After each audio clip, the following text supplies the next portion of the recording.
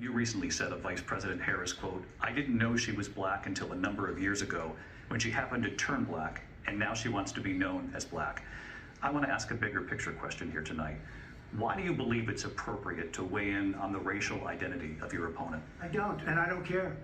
I don't care what she is. I don't care.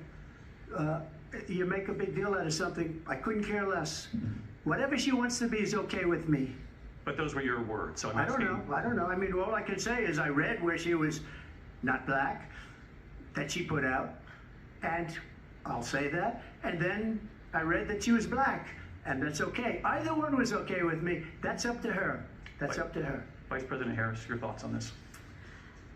I think it's, I mean, honestly, I think it's a tragedy that we have someone who wants to be president who has consistently, over the course of his career, attempted to use race to divide the American people. You know, I do believe that the vast majority of us know that we have so much more in common than what separates us, and we don't want this kind of approach that is just constantly trying to divide us, and especially by race. And let's remember how Donald Trump started. He was he owned buildings, and he was investigated because he refused to rent property to black families. Let's remember, this is the same individual who took out a full-page ad in the New York Times calling for the execution of 5 young black and Latino boys who were innocent, the Central Park 5.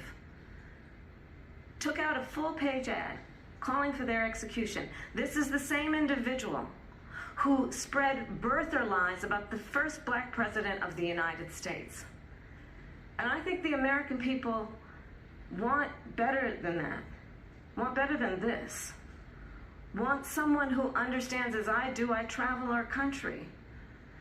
We see in each other a friend. We see in each other a neighbor.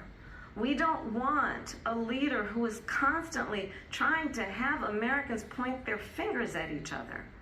I meet with people all the time who tell me, can we please just have discourse about how we're going to invest in the aspirations and the ambitions and the dreams of the American people?